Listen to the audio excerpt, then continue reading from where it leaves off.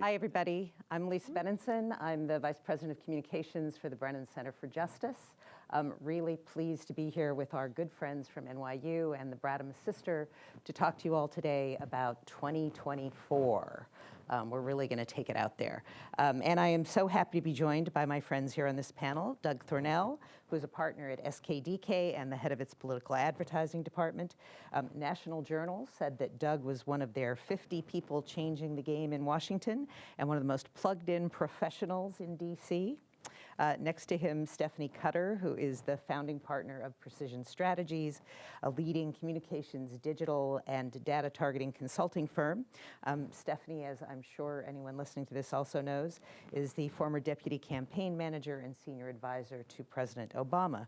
And at the far end of the room, my friend Rob Collins, a veteran strategist and partner at S3 Public Affairs, previously the executive director of the National Republican Senatorial Committee, where he helped re-elect 12 incumbents and 12 new Republicans. Those pickups were part of a historic 9-seat gain for Republicans, the largest GOP gain ever. So glad to have you guys here today. Now, they've given us the charge of talking about 2024. And the first thing we're going to have to dispose of is that thing that political strategists everywhere adore. Tell us what's going to happen in 2024. Who's running? And let's just go through the list. Who's running, who's not running, and who's going to get primaried? Doug, let's start with you. Where's my crystal ball? So, look, obviously, if President Biden decides to run on the Democratic side, I would be very surprised if anyone would primary him. If he doesn't run, I think you're going to have a big primary of Democrats. I don't think they're, while we do have, Vice President Kamala Harris, who is, in her own right, a historic figure and fantastic candidate, but most vice presidents don't get a free ride to the nomination. We've seen that with Gore and with Mondale and with George H.W. Bush. So I would expect it to be a pretty big field of folks, starting with, another Californian, Gavin Newsom, possibly Gretchen Whitmore. Steve Beshear gets reelected from Kentucky. He'd be an interesting candidate. Cory Booker might take another look. Maybe Mayor Pete tries to jump in.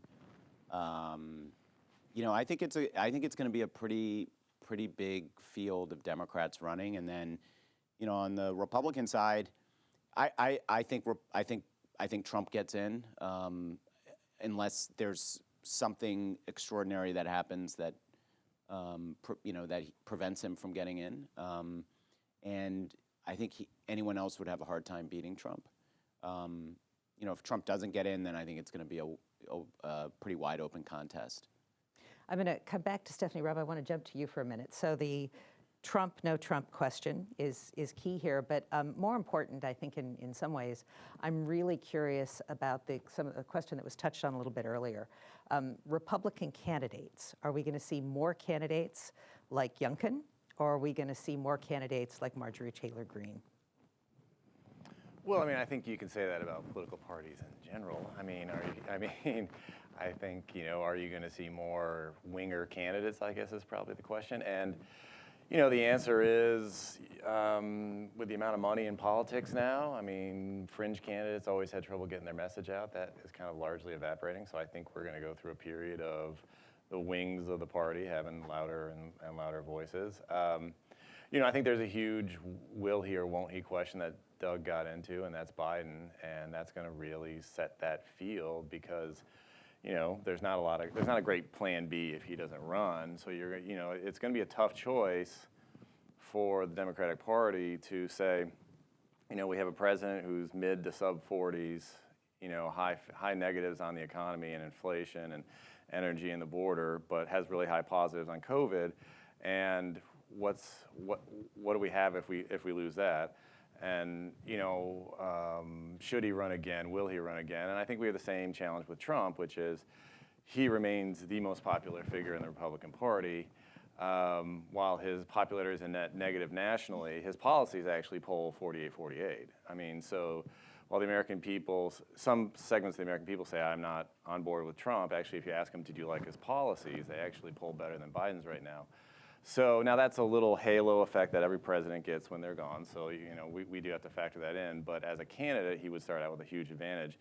If he was to decide not to go, I think, as Doug said, you're going to see a really wide open field. I mean, you could see 3 candidates from Florida, 3 candidates from South Carolina, you know, a really wide field, which, you know, it was hard and it was expensive and it took a lot of toll, but I actually think in 2016 it was actually a good process. I mean, it actually churned a lot of ideas and, you know, kind of gave the Republicans a wide field to choose from, and they chose Trump, obviously.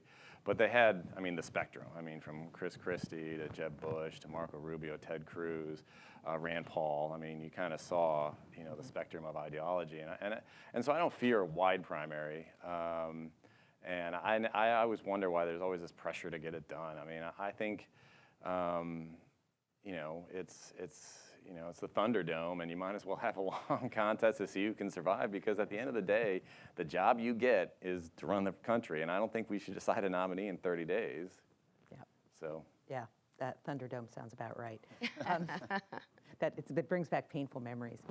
So Stephanie, your turn, for both Democrats and Republicans. I'll be honest, I'm not sure I have much to add beyond what these guys have said. I do fully expect that Biden will run. I don't think he'll be primaried. If he decides not to run, then I agree with Doug that there is no presumption that the vice president will be the nominee. If she decides to run, she'll be running against a number of people. I do think if Gretchen Whitmer survives her re-election in Michigan, that she would be a formidable candidate. I think for Democrats, electing somebody outside of Washington would be a smart strategy for us if we plan on winning the White House. And on the Republican side, you know, Rob is the expert.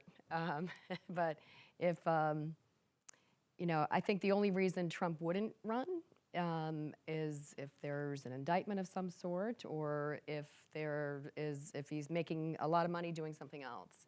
But if he doesn't run, there's a whole host of people.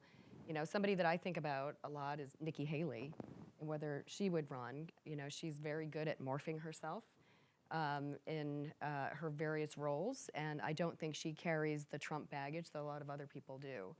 And I think Republicans would be smart to run a woman, particularly a woman of color. Yeah. So let's pick up on something that Doug mentioned, and that's this notion of looking at, I think that the hottest take of all the many, many hot takes this week in the Twitterverse was this notion that Democrats have adopted a social and economic radicalism that turns off some of their voters, maybe many of their voters, in the same way that Trump repelled some Republicans. I'm curious, in the wake of Virginia, whether you think that that's meaningful, and where are people really outside the Twitterverse? Doug, you want to take that? Yeah, look, I think the Democratic Party has an identity problem. I don't think that they really know who they are and what they stand for. And I don't think most of the American people know either. I think 30 or 40 years ago, we were perceived as the party of working folks, black and white, right?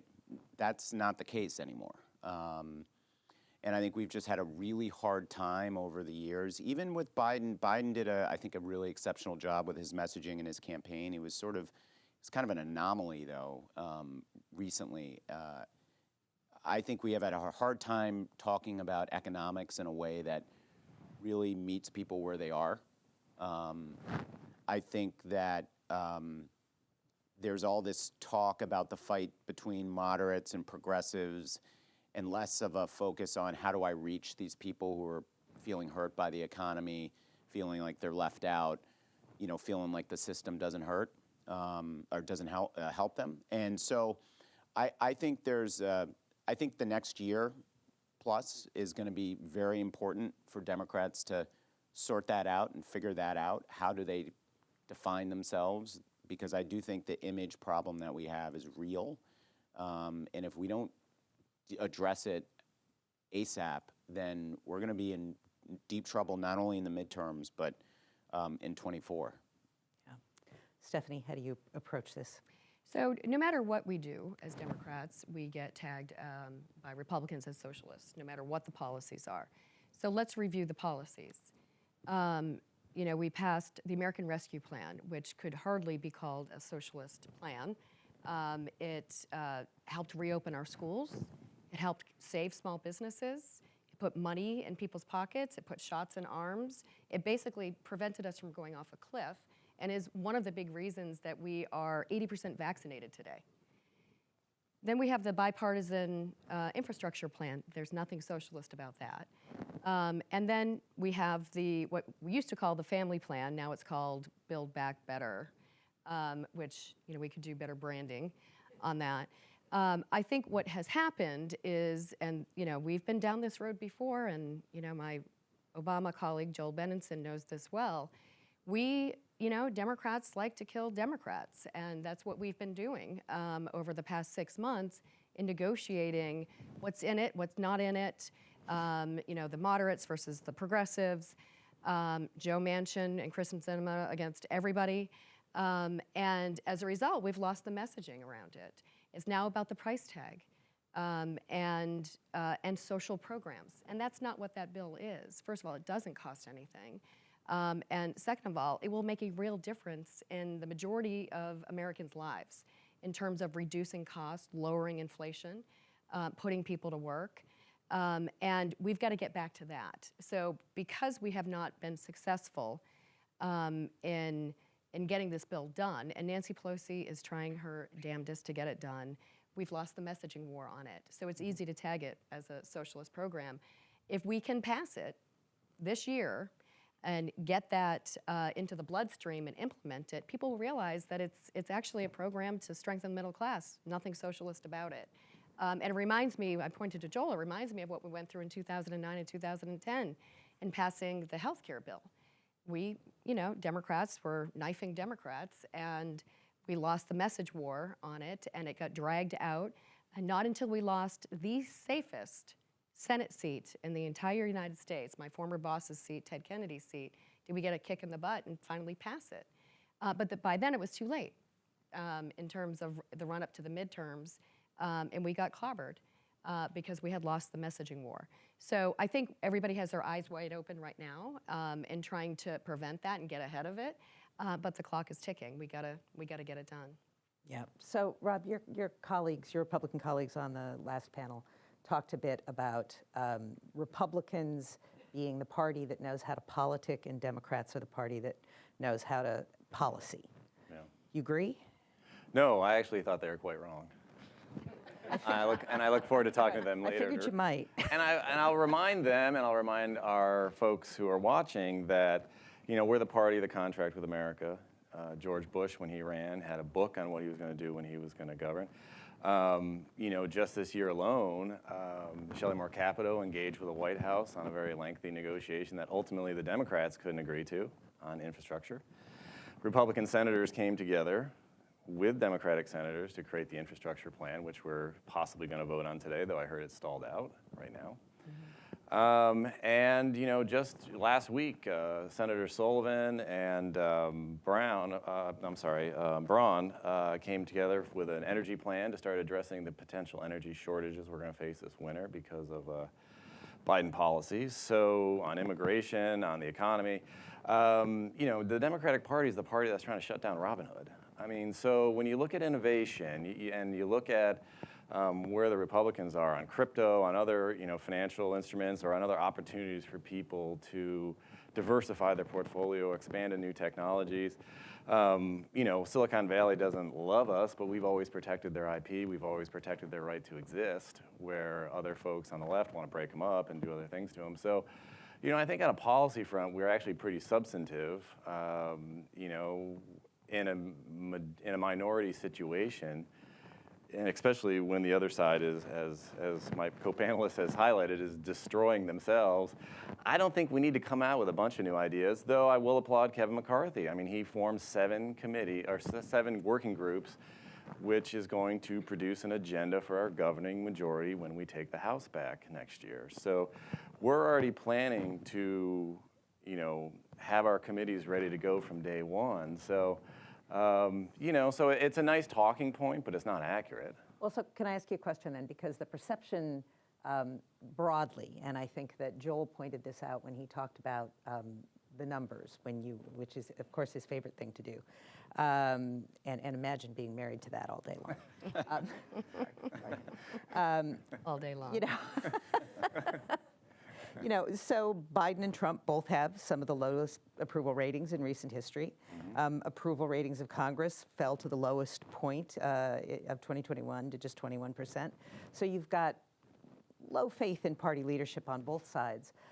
But I believe Joel's numbers also indicated that the numbers for Republicans in Congress are even lower than that low. So there is certainly a projection out there that this is the party playing politics, not playing policy. So I know you've cited lots of policy, but how do you fight that? Senate Opportunity Fund is a group I work with that does a lot of polling, and they just came out of the field. And who would you like to have control of the Senate? Democrats are up 4, which we'll take that all day long as Republicans. That's majority flipping numbers for us. Based on how when you look at the historical trend lines, anything under double digits we can live with. So I'm not sure it's a perception that we don't know how to govern. It's just you have multi-billion-dollar organizations in MSNBC and Fox saying don't trust them, trust us, and you have a general worldview of don't trust institutions writ large. So all the institutions, from the media to religion to even military, have suffered in the last 20 years as a result of that. But I'm not going to sit here and defend Congress and say they should get their approval ratings up. It's just the function of kind of our governing system. And we went from I think John Kerry spent $91 million in his race for president. We just spent $14.8 billion last year on politics. So we've seen an explosion in political spending, and the spending is rarely, hey, here's the cool stuff I'm going to do. So when you spend $15 billion every 2 years to destroy, the governing body politic, that guy, that person, that human being's isn't fit to lead, it does have a corrosive effect on the institution. And maybe if we spend an analogous $15 billion saying all the great things Congress does, it might bring their numbers up, but it's not going to happen. Well, so let's talk a little bit about corrosive effects on institutions. So the former president has made endless false claims about election fraud. He's been making them since the day after the election. Those claims seem to have all but guaranteed that similar disinformation tactics and narratives are going to be deployed around the midterms, certainly, hopefully not around the next presidential election, but I'm not sure we're going to get rid of disinformation that quickly. Stephanie, what do government and party and elected officials need to do to counter this narrative of distrust and protect our elections? So distrust around elections? Yep.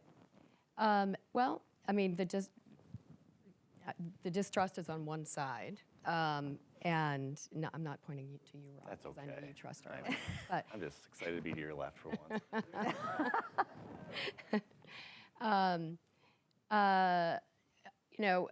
It's a double-edged sword for whoever is breeding that distrust, because even for President Trump, it suppressed some of his vote.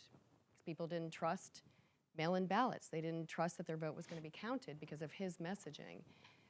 So how do you restore that trust? Number one, you have to change the mouthpiece. But number two, it really, I don't think it comes, restoring the trust, it would be helpful from the top down if there were positive messaging around it. That doesn't seem to be possible. Although you didn't hear much about election fraud after Virginia when the Republican won. So maybe when Republicans win, we can restore the trust. But I do think that local officials, secretaries of state, local election officials, people like that, people who are getting threatened every day, are really important messengers on a local level for people to think locally about whether the vote is going to count. And on top of that, it would be helpful if we could finally pass some legislation that would establish some uniform rules of the road of what you were entitled to when you were casting your vote. And right now, there's one Republican that is voting, or at least allowing the debate to occur on the voting rights bill. But we need more. If we truly want to make our election system solid and trusted, it needs to be a bipartisan effort.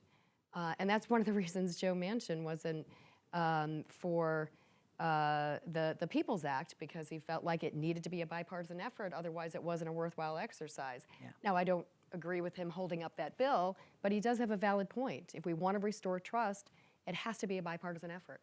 Yeah, and we should just say for the broader audience, so we're looking at two really critical voting rights bills in Congress right now.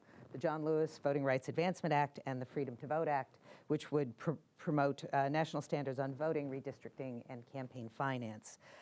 These bills, Democrats certainly believe, nonpartisan organizations like Brennan Center certainly believe, are critical to protecting our democracy, particularly in the face of the claims of election fraud and some other issues that we'll come into later. But Rob, do you see any chance of Republicans coming around on either of these bills? No, because they're not they weren't built to be bipartisan. They were built to press political advantage, and so. I'm not an expert on this issue, so I'll have to defer a little bit, but I've always been baffled by the concept that it took two forms of ID to sit in this chair today. We don't see airline seat fraud because you have to have an ID and you have a ticket, and we seem to have worked that out. We can move trillions of dollars of money around through bank accounts and Venmo and phones, yet we still have this Byzantine system of no ID, just kind of show up and vote. And until we solve that problem, which we've solved in 99% of our lives, except which everyone here has said is the most important right, which is voting, I just don't think you're going to see the Republicans budge, because it doesn't make sense to us. Well, I would just say that you're more likely to get struck by lightning than find a case of voter fraud. Thank you. That's unless you are then why not do it? I don't tried to vote twice. Then and he's not even of age. So why not do it? This is why I'm so confused. So look, let's. If it's so important, there's so little. It's a red herring, Rob, on your part. You guys throw this out here without sort of any real interest in doing anything on the Voting Rights Act, reauthorizing that. I mean, I think it's just a sort of shiny object that's put out there by Republicans, and there's no real interest in doing anything on voting rights on your part. And let's just be clear that the Voting Rights Act and the Freedom to Vote Act are both about much more than voter ID. Mm-hmm. So there are critical pieces of legislation in here that will deal with things that I think Republicans probably could support, on campaign finance reform, for instance, on a lot of things that we put in place during the last elections, and we ran free, fair, safe elections in the middle of a pandemic. And so many of these things would be sort of putting those things in place. Stephanie, what do you hear from people out in your universe when they are looking at these bills? On voting rights? Yeah, on voting They're rights. concerned. Yeah. And, just as Republicans assert that there is voter fraud, despite the evidence, there is real evidence that there are efforts to suppress the vote. And you can see it, best example is Florida. And, we've all worked on many, many campaigns up here. But, the images of people spending 10, 12, 20 hours in line in certain precincts, not everywhere, but in certain precincts that happen to have a lot of Democratic voters, and many of them dropping off because they have to go to work or they have to take care of their families because of the restrictions around voting that were put in place precisely to suppress that vote. That's real. That does happen. There is evidence of it. And that's why we need these laws. And all these laws do, it doesn't advantage one side or the other. It just takes the politics out of it so that a Republican Secretary of State can't remake the voting system to advantage one side or the other. And same thing for the Democrats. So it's just a systematic, uniform rules of the road so that people can exercise their vote and not worry about which way the wind is blowing politically. So let's, and I don't know if Tom's here, but if you could put up that slide now for the voters out there.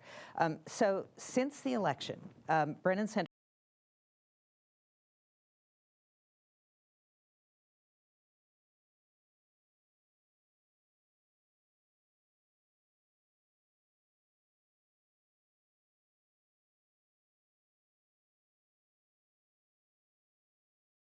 strategist, is this approach going to create long-term difficulties for your party in winning elections as our population becomes more and more diverse? And how do you see it impacting the midterms and beyond?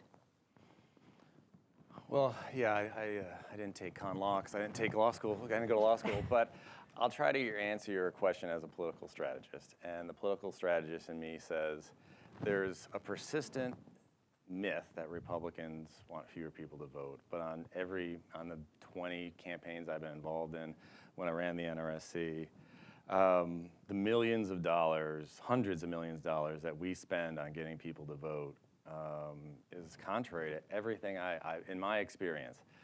The idea, yes, are there examples of both sides pressing their advantage in especially places they have a lot of control? Absolutely, and it's terrible and it should be stopped. That said, Donald Trump got the second most votes in the history of the country. If you look at the Virginia elections, early exit polls show that we made inroads with the same groups you just listed. And if you look at the diversity of our candidates, you look at the diversity of the Republican ticket in Virginia, not only did we not, after California recall, Virginia and New Jersey, we haven't seen any serious Republicans stand up and call for fraud or call it fraudulent, even in New Jersey where we lost very closely.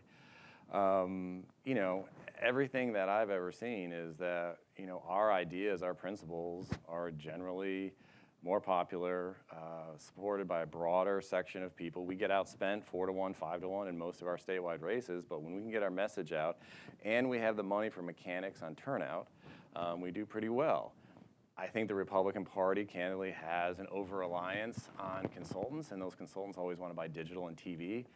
And our turnout operations suffer, and it's always the job of the political parties to force campaigns to spend money on turnout, because it's not fun. It's human beings talking to human beings and getting them to do stuff, and it's expensive and it's gnarly and things happen because it's not as profitable as TV. But I do think you see the winning campaigns, the ones that do the best, especially the ones that do the best in purple states and blue states, are the ones that really focus on getting out every voter they can find. So I want to run through a few of these laws that we're going to be looking at in 2024. We're going to see these laws in states. They've already been signed, and I would like you all to comment on these. And you don't have to know a ton about them to understand what they're trying to do. But I'm curious whether you see these things as a real threat to the races that you're going to be running. So in the last few months, Georgia legislature passed a law on party lines to put a legislature-appointed chair in charge of the state elections board. Not the Secretary of State, an elected official, but a legislature-appointed chair. In Texas, the governor signed a law that targets election officials and poll workers with new penalties. It empowers partisan poll watchers, which we've already seen as an issue in terms of suppressing the vote in certain states, and it cuts down on access to voting. And in Missouri and Oklahoma and some other states, legislators have introduced even more extreme bills, which did not pass, but that would have allowed these officials to directly overturn legitimate election results. In an atmosphere where we are seeing challenges to the legitimacy of the vote, to the legitimacy of our elections, how much of a threat is this? Doug? I think the Georgia law in particular is really threatening. To have a politician basically who is empowered to essentially determine the outcome of the election. And I think, unfortunately what happened is I think in a lot of these places, there was a ton of pressure from Trump supporters who bought into the big lie that there was this massive fraud that occurred, and their reaction was to do these things. And I think that Democrats look. If you're poor, if you're if you're young, if you're a veteran, if you're older, if you're a person of color, it generally is harder for you to vote in this country. And it's been that way for a while. And I think that every election, including the most recent one, folks have figured it out, but they shouldn't have to figure it out, right? I think, to Rob's point, big turnout, you look at Virginia, big turnout, you guys won, right? Like, I think we should have huge turnout. I think elections should be safe and fair and empty of fraud, but easy to do and easy to implement and for people to vote. And I don't understand the resistance on the part of folks on the right to sort of continue to erect these obstacles that clearly have one thing in mind, and that is to deter certain people from voting. That's my view. So Rob, as someone who's worked on the national level and represented the Republican Party on a national level, should the Republican Party be taking on state legislatures that are putting up these kinds of laws? Well, I think you have to look at the root cause and say why we've had a history that predates Trump of elected officials challenging the results of elections. So, but the question is, why have we suddenly had this rash? And COVID exacerbated some of the cracks in the system. It's a state-by-state system. I mean, the Secretary of States are either elected or appointed by the governor in most states. There might be some odd other state, and so they're politicians who are making decisions, but also looking to do other things. And so it's always been a political apparatus. And so the concept that from a DC perspective, I'm always the one in the chair getting yelled at about voter rights, but when you flip it around and say, why are there so many of your fellow Americans who are questioning the integrity of the elections, and do they have a right to ask these questions or to change the laws to address some of the cracks they see in the system? And instead, you get a lot of like, you don't know what you're talking about, you're trying to suppress the vote, you're trying to do this to us, which short circuits the conversation. And I think I can't speak to these individual state bills. I haven't read them, I don't know the motives, and I don't know what they're changing. What I can say is, I think there's solutions that you could get to that would help, take out your objections to what's happening, I guess, in Georgia and these other states and Texas, but also would address the broader Republican challenges about one person, one vote. And when you see a bill crafted by a majority, but they were in the minority when they first crafted it, and in the majority, that was crafted as a campaign document that doesn't have one Republican in the House supporting it. It just sends a signal that you can point. Which bill are you talking about? The John Lewis. No, Voting that's Rights not Act? John Lewis. I'm sorry. The other one. The other one. I'm sorry. Which is? Yeah, I'm sorry. That was the one I was thinking. Yeah. I'm Yeah, sorry. that's okay. And I mean, my coworker used to work at John Lewis. I'm embarrassed I did that. So I guess the challenge is that these feel very campaign documents and they feel very partisan, and it doesn't feel like there's a serious conversation. And it has all the same rhetorical highlights and hallmarks of the immigration debate, which is Republicans don't want to do anything, yet Bush did it, the Gang of 12, the Gang of 8. I mean, how many immigration proposals have Republicans put forward in sincere attempts to try and address the issue? And they've always crashed against the sea of politics. So this has kind of the same debate. There's more energy on the left with regards to legislation, but they're in the majority, so that would make sense. At the federal level and at the state level, you're seeing more energy on the right because they're in charge of those state legislatures, but it's not addressing the larger issue that no one's trusting each other, and because no one can have a conversation about it. And for me, as I said, this is not, I'm not an expert at this, but I've always had a fundamental issue with the fact that, you know, you have to have an ID to get on a plane, but I can walk, when I would go vote in DC, I would just tell them my name and they'd say, here's your ballot. And yet there's still no voter fraud. Wasn't there I thought there was a voter ID provision in the John Lewis bill. There is. There is. Yeah. Yeah. Yeah, and I mean, I'm not an expert on these issues either, but the bulk of the John Lewis bill is to restore the Voting Rights Act, which traditionally was a bipartisan effort. And Stephanie, why don't you just, for everybody, just describe the Voting Rights Act and what it did and why it's important? Really, really pushing this. Okay. Well, I think the section that it restores is at Section 5, which, you know, if there's a historically systematic racism in an area, then basically it gets extra scrutiny. Right. I'm hugely simplifying it. The Supreme Court overturned that, and it has huge consequences for districts all over the South, even in the West, and in Virginia even,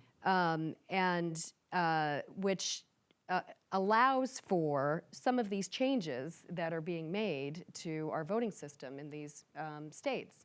And if the Voting Rights Act were still intact, then these states would be protected.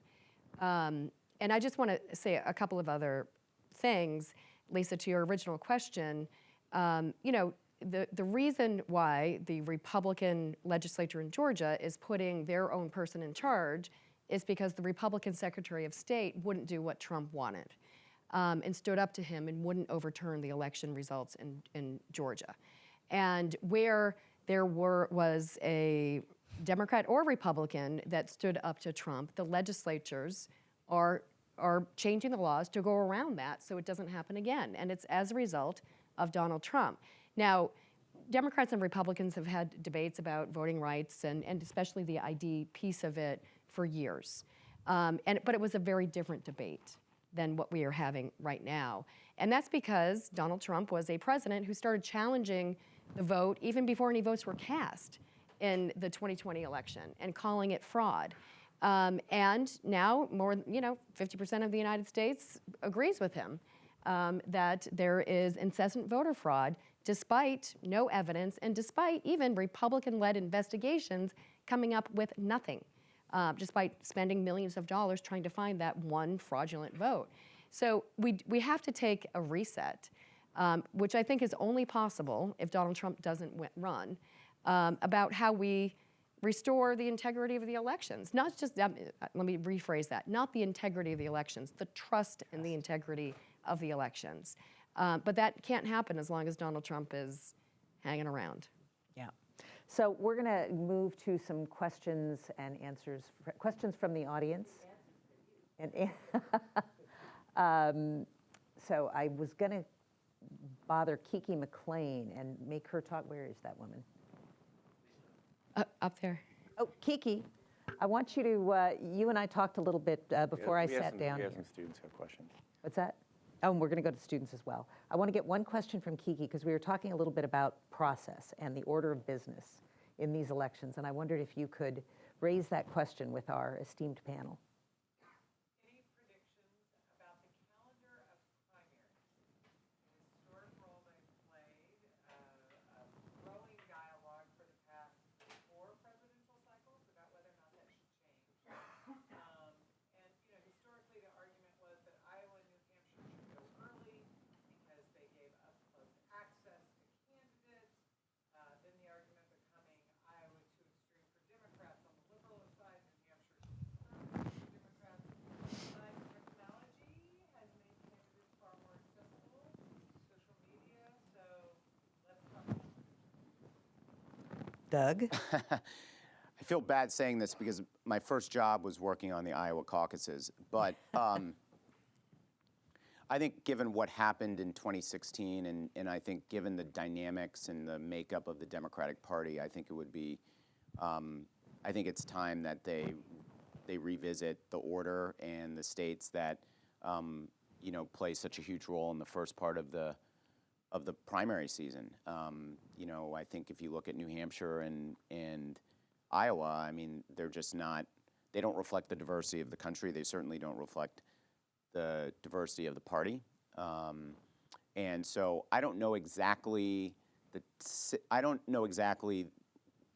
order that they should do. I mean, I do think South Carolina and Nevada make a lot of sense. I mean, do you move to sort of super regionals where you have 4 areas of the country, 1 month after each other? I don't really actually know, but I do know that the current layout doesn't make a whole lot of sense anymore. It doesn't make any sense. Mm-hmm.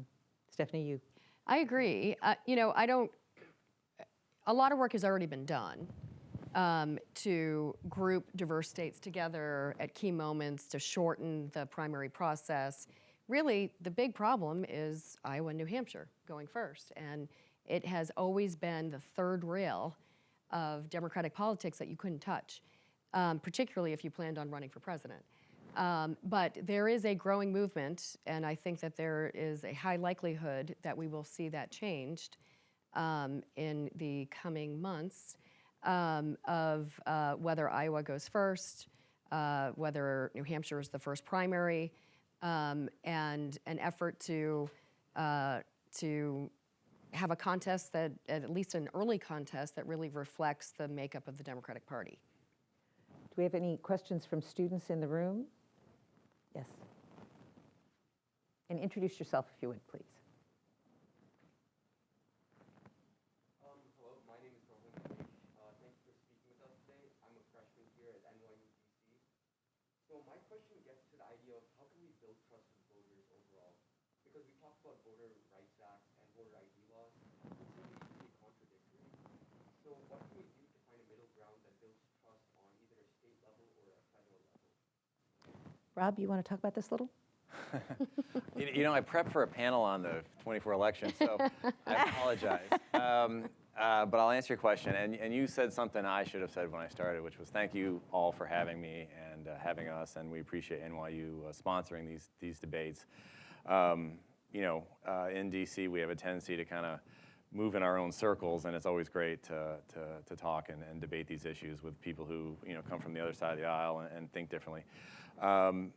I guess I would say, how do you build trust? I think it's simple. I mean, for me, I think it's simple, which is have very clearly defined rules of the road. And, in my experience from in my practical experience, anytime, they start to change things and make it improved coming from DC, I find it generally makes it harder and more inefficient. And so, I think there are probably some simple reforms that could occur in this modern age where we use a face and a thumbprint to do 90% of our commerce. We could probably figure out a way to make everyone feel like not only is my vote secure, but I know everyone else is playing by the same rules.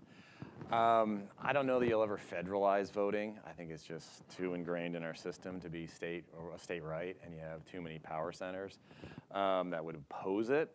But like I said, I mean, I've just always been a big ID person. Would take 80% of the Republican problems with what the left is trying to do to our voting system. So we've got a Zoom. Question here from Zoom. Which is really about putting a finger on the anger that Donald Trump sort of very adroitly identified, regardless of what you think about him or whether you're a supporter or opponent. The anger that he put his finger on and mobilized in 2016 and to a great extent in 2020. What is each party doing to address the source of that anger?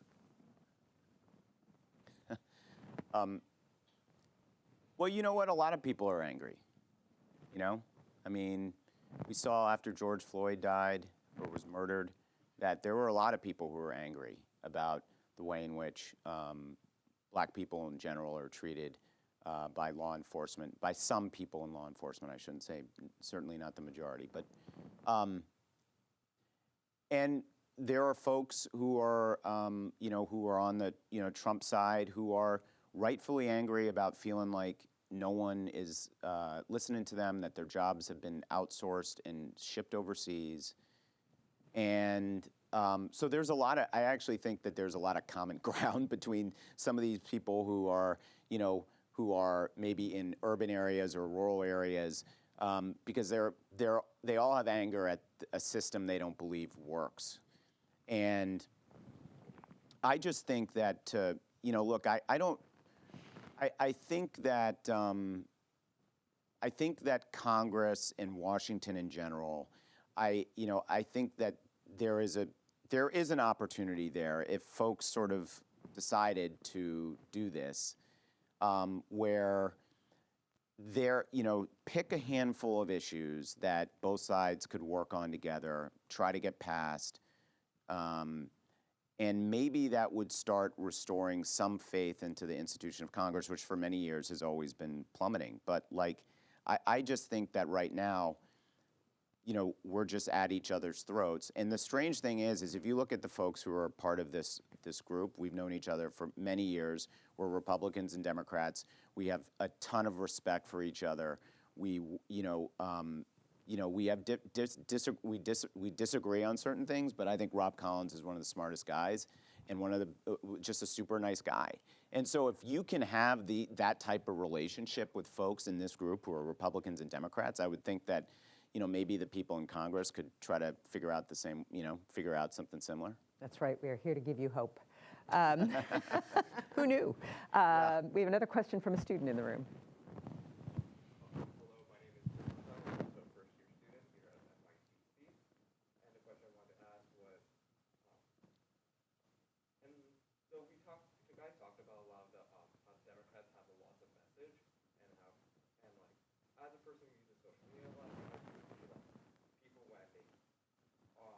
on both sides, Republicans, yes, people love pro-Trump, and while for Democrats, it's me, Democratic values. Do you believe that this sense of identity loss for Democrats will be affecting Biden's re-election causes? Because at least what I see, again, what I see a lot is that most people are really advocating for Trump 2024 again, while for Biden, it's not as much emphasized for it. Stephanie, you want to? So that's a great question. There is more intensity on the Republican side for Trump, and he has a extremely loyal following at certain sections of the Republican Party, which is growing, not shrinking, and he's not in office. So therefore, people are energized to get him back in office. Joe Biden, it is rare to beat an incumbent president, and it's typically a referendum on the incumbent. And Joe Biden was successful in making it a referendum on Trump, and being the plausible alternative to be the solution to some of the Trump problems, like unity and competency, and focused on getting things done and taking the politics out of it and things like that. But the intensity was really about removing Trump. And not to say that, he didn't come into office with high approval ratings and lots of hope around him. And, we can get into what's happened since he's become president, and I'm not, particularly interested in doing a full critique of it.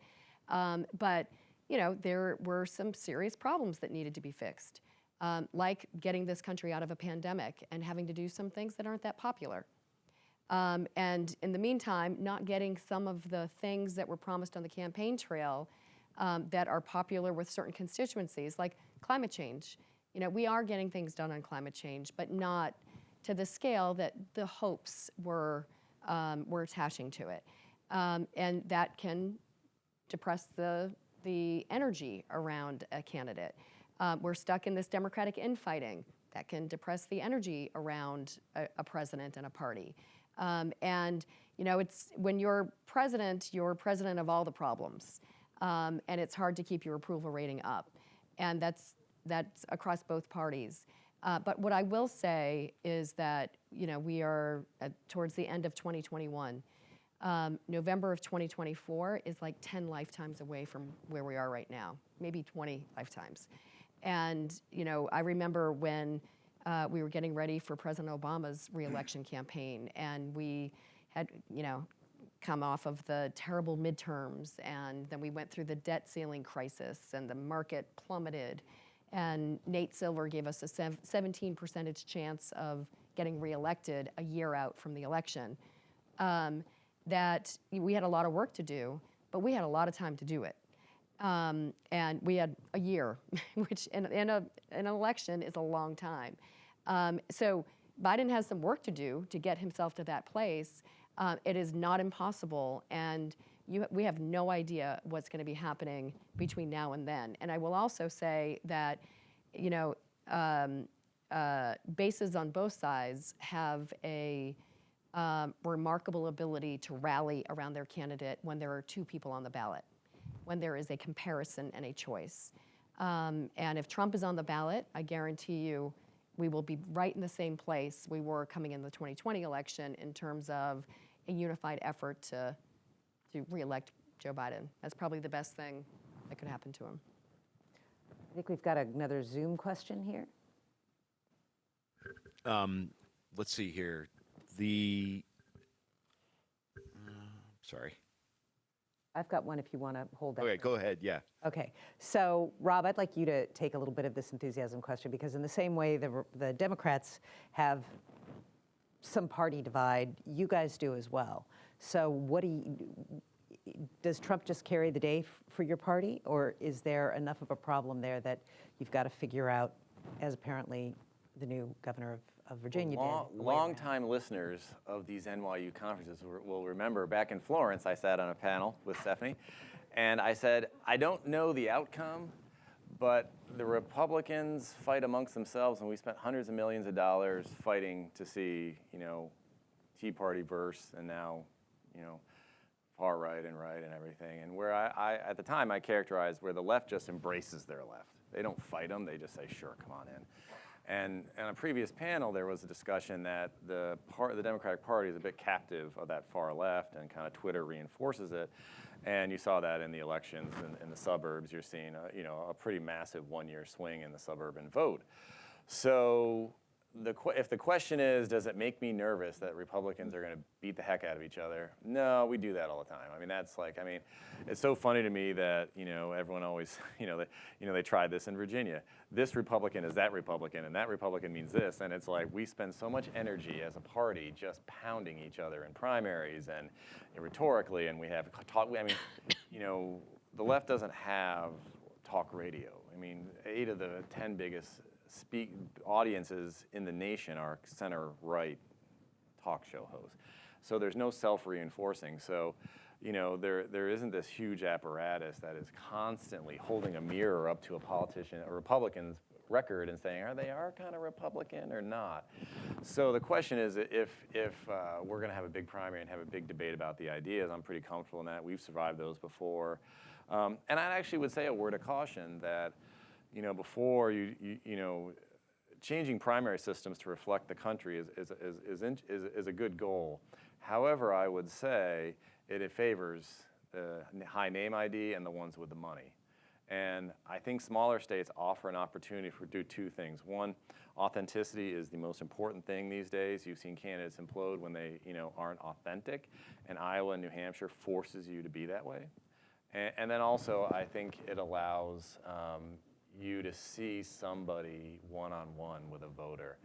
And some of the most memorable moments with Biden was when he was confronting voters. Now, we can debate whether those were good or negative exchanges, but it actually made him human. And I think that's going to be, if there's no way Senator Grassley is going to allow Iowa not to be first, or Senator Sununu, but it doesn't change the fact that Trump's gonna have to go there if he has a primary, and he will, and it could be a coronation like the last time, but it does force these candidates to come in and ask tough questions and get asked tough questions. Yeah. All right, Zoom ready for us? There is a question actually here for Rob about actually 2021, what happened this week, which is, to what extent are you seeing New Jersey as a missed opportunity for Republicans? So a lot of the high name recognition folks passed on challenging Murphy in New Jersey, and given how close this kind of, very little known guy came to beating Murphy, should somebody like Tom Kean Jr. have run or something like that? I won't get into the candidates, but I have seen something that is terrifying, which is Republican pollsters and the people who buy those polls accepting the supposition that it is impossible to poll now. So therefore, we don't need to improve our polling. At least in 10, when we were wrong, we were going to get cell phones. In 12, we were going to correct for education. I'm not getting all the dates right, but at least after we blew an election, the pollsters would stand up and say, here's what we need to do better. For the last 2 cycles, Trump was down 9 nationally in all the polls, and even Republican polls, and everyone, and I couldn't understand it. And so I have 2 critiques. One, if we're going to invest in polling, we have to hold our pollsters to a higher standard. I'm sorry, they don't like to hear it. They get cranky when I say it, but saying, whoops, I blew it again is not good enough, and we got to keep innovating, and we got to, as a party, we need to demand better science. It's just a fact. I mean, everyone says, oh, polls don't matter because they're so wrong, but then you ask any person who invests in politics, they say, I don't invest till I see the poll. So bad income or bad input, bad output. And 2, this is my plea to our party committee heads, you have so much more money these days. You are sitting on so much money. Throw $5 million into New Jersey and just see. They're so risk averse. Stop being game managers and be game winners. And in a $14.7 billion political economy, what's $5 million? Put it into the state and see if it goes. And it is so incredibly frustrating that you see time and time again, what happens is, PPP or some media poll sets the market. So the market says New Jersey -17. The Republican pollsters maybe get a number of 10, and they say, that seems a little, maybe we didn't get enough Democrats. So they say, well, let's be -15. Then the market's set. The donors say, dead man walking. Everyone else says, dead man walking. I mean, I was at a big Republican retreat a few weeks ago, and all the people who were supposed to know these things said, dead man walking. Yet I'm getting my friends from New Jersey, I think Doug highlighted it, and it was like, something's going on here. Like, it doesn't feel right. And it's just such a frustration as someone who's in politics to see these twin things happen again. And maybe Joel would say I'm being a partisan when I say this, but it always seems to happen to the Republicans. That our poll, the Cuccinelli's down all summer. Oh, dead man walking, and then we always get the call the weekend before. Holy thing, this thing's tightening up. We got to pump all this money into it, and then we win by, or we lose by a few thousand votes, and we're like, darn it, guys, let's. But there's got to be accountability. These governors, they matter. Millions of people will be impacted, and our donors, when they're giving us $5, when they're giving us $25, they deserve the best, and we're not giving it to them. And if we have bad science, we have bad outcomes, and it is such a frustration. I mean, it is maddening. All right, so I need to wrap this up, but I want to ask a yes/no question. Should we have an upper age limit on presidential candidates? Doug? No. Stephanie? No. Rob? No. Okay. That's what I was for. That's what I was for. Weed All right, them I out. want to thank you all. I want to especially thank the Brademas Center and NYU. I'm very grateful to all of you for putting up with the wonkery of Brennan Center questions on voting rights, but you can't imagine how happy this makes a think tank employee. Thank you all for joining us, and now let me turn this over to our wonderful host. For our concluding comments, thank you all. Thank you all. Lynn Brown, Executive Director of the Brademas Center, and we're delighted to sponsor this afternoon with the Brennan Center. And team inside American politics, you've done it again. You've brought in quite an insightful, provocative, always entertaining set of discussions. And this is your 15th year. That's why we can't have term limits, at least for us. Or probably age limits either, Lisa. At some point, this starts being counterproductive. But think about it, of all the changes that have happened over 15 years, which a lot of the panelists have talked to over the 3 panels, of shifting political alignments, shifting political values, changing partisan divides, to say nothing of a pandemic. And through it all, we have managed to put on the program, and I want to thank you all, our terrific moderators, Lisa and Betsy and Kiki, and our esteemed planners, strategists of this event, Ellen Toscano, Tom McIntyre, and Steve McMahon, who seems to be taking a role as Eminence Grease today, where we know he's here in some way, but he's not letting us see him too much. But that's an inside American politics insight. So thanks to the audience for sticking with us, and to all of our participants next year in Athens. All right, thank you.